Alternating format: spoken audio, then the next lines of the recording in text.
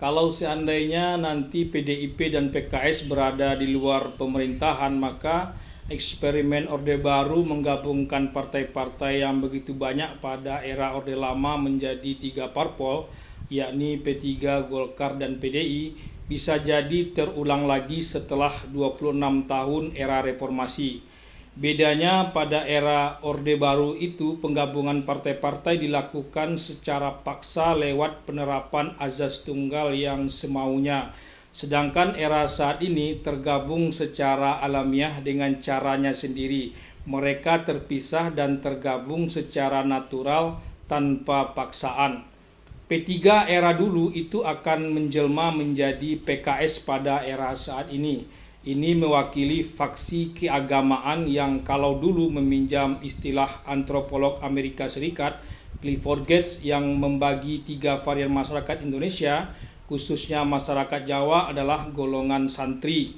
Golongan priai adalah Golkar dulu yang kalau era saat ini ya koalisi Indonesia Maju inilah pengusung Prabowo Gibran, terus Nasdem dan PKB. Dan kebetulan unsur-unsur dari Golkar dulu itu juga tergabung dalam koalisi ini, yakni Partai Golkar itu sendiri plus Gerindra, Nasdem, dan mungkin juga Demokrat. Dulunya berpisah, kini kembali bersatu. Kebetulan juga golongan priai ini memang golongan yang menjalankan administrasi pemerintahan. Mereka memang berada di istana. Beda dengan golongan santri yang berada di pesantren-pesantren yang melihat golongan priai ini secara terpisah.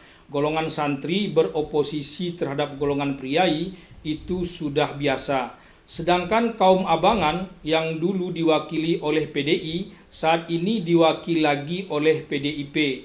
Ini memang kelanjutan sejarah yang sadar atau tidak kerap dibaca secara bersamaan dan tidak terpisah.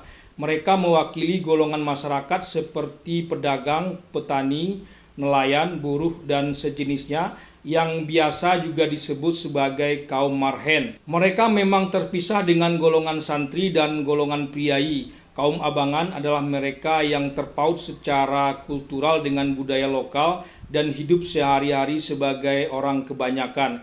Ini betul-betul karakter pemilih PDIP saat ini. Tentu tak akan persis sama setelah puluhan tahun berlalu. Tapi bukan mustahil, itulah inti dari masyarakat Indonesia sejak dulu kala. Ujungnya balik lagi ke sini. 3 kelompok besar varian politik baru masyarakat Indonesia, PKS, PDIP, dan Koalisi Indonesia Maju, yang bagusnya dinamakan apa selain golongan karya.